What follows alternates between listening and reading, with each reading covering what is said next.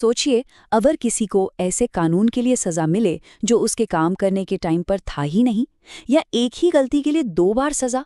सुनने में अजीब लगता है ना? बस इसी तरह की नाइंसाफी से बचाने के लिए हमारे संविधान में है एक बहुत ही खास कवच, और वो है आर्टिकल 20।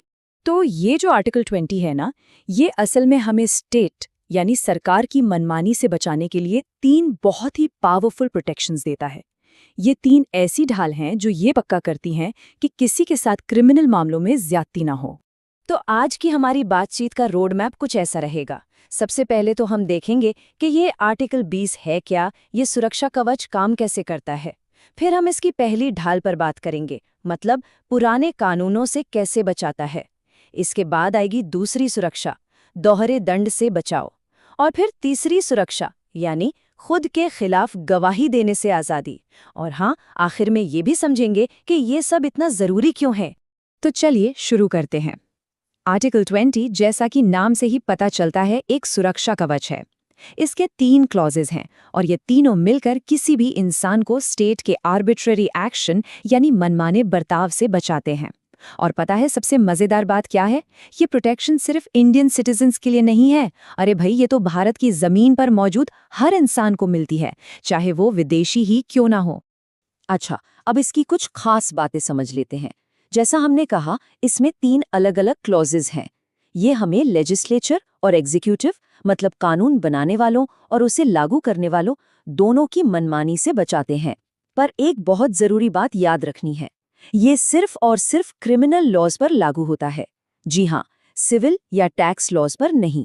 और एक और बात, ये प्रोटेक्शन कन्विक्शन यानी सजा से बचाता है, प्रिवेंटिव डिटेंशन से नहीं। चलिए अब आते हैं पहली प्रोटेक्शन पर। यह है रेट्रोस्पेक्टिव लॉज, यानी पूर्वव्यापी कानूनों से सुरक्षा। अब इसका मतलब क्या है? बहुत सिंपल है। मान लीजिए आज कोई काम करना लीगल है, कल सरकार एक नया कानून बनाकर कहती है कि ये काम तो अपराध है, तो क्या उस इंसान को सजा हो सकती है जिसने ये काम कल किया था? बिल्कुल नहीं। बस यही है पहली सुरक्षा।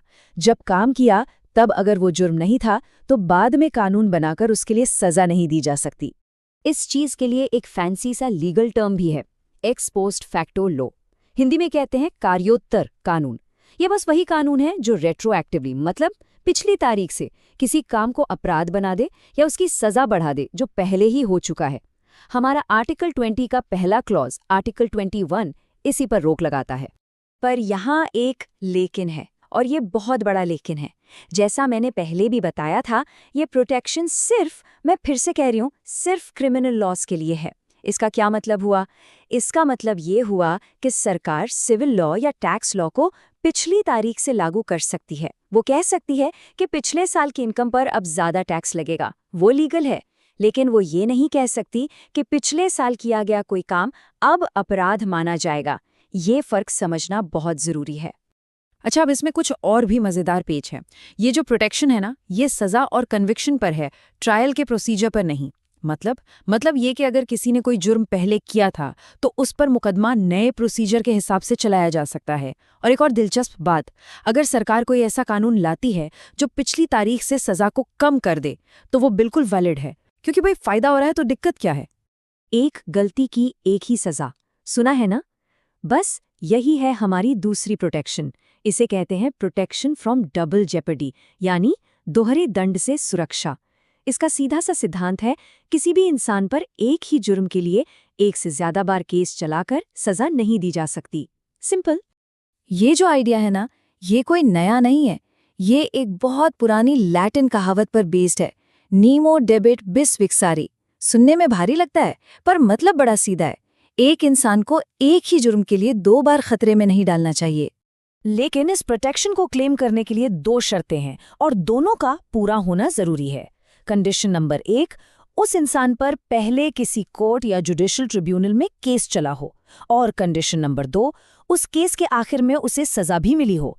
अगर सिर्फ केस चला और वो बरी हो गया तो ये प्रोटेक्शन लागू नहीं होगी। प्रोसिक्यूशन और पनिशमेंट दोनों जरूरी हैं। और यहीं पर एक और बहुत इंपॉर्टेंट पॉइंट आता है।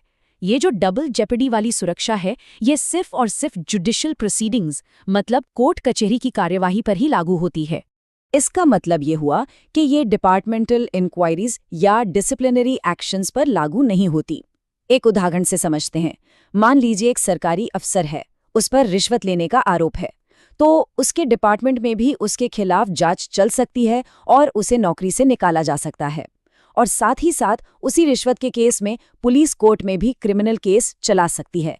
यहाँ डबल जेपर्डी का रूल नहीं लगेगा। कभी फिल्मों में देखा है, पुलिस आरोपी से कहती है अपना जुर्म कबूल कर लो। असल जिंदगी में हमारा संविधान इसकी इजाजत नहीं देता। और यही है हमारी तीसरी और आखिरी ढाल, सेल्फ इंक्रिमिनेशन यानी आत्मदोषारोपण के खिलाफ सुरक्षा। ये साफ साफ कहता है कि किसी भी अपराध के आरोपी को खुद अपने ही खिलाफ गवाह बनने के लिए फोर्स नहीं किया जा सकता। और ये अधिकार बहुत पावरफुल है।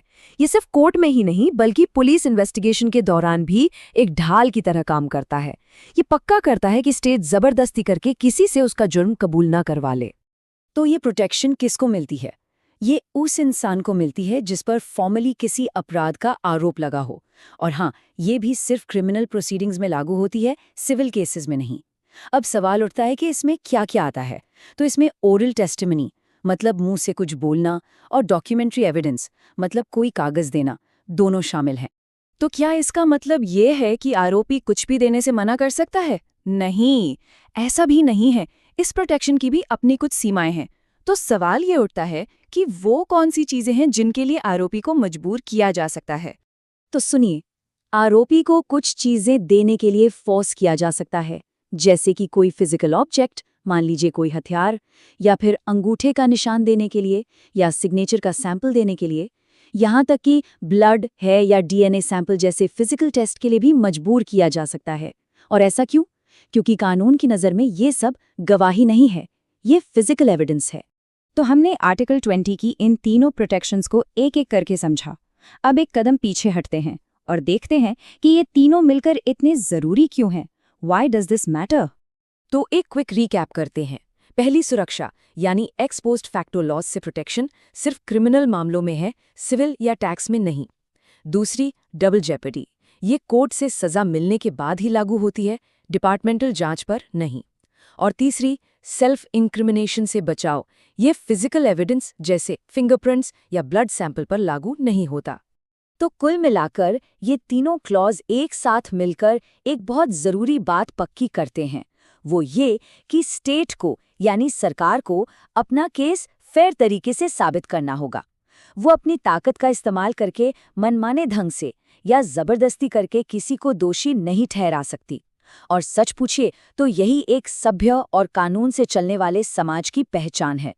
और आखिर में ये पूरी बातचीत हमें एक बहुत ही बुनियादी सवाल पर लाकर खड़ा कर देती है। एक व्यक्ति की आज़ादी और स्टेट की अपार शक्ति के बीच ये जो संतुलन है, ये कितना ज़रूरी है। आर्टिकल 20 असल में इसी नाजुक संतुलन को बनाए रखने की एक कोशिश है। सोचिएगा ज़रूर इस बारे में।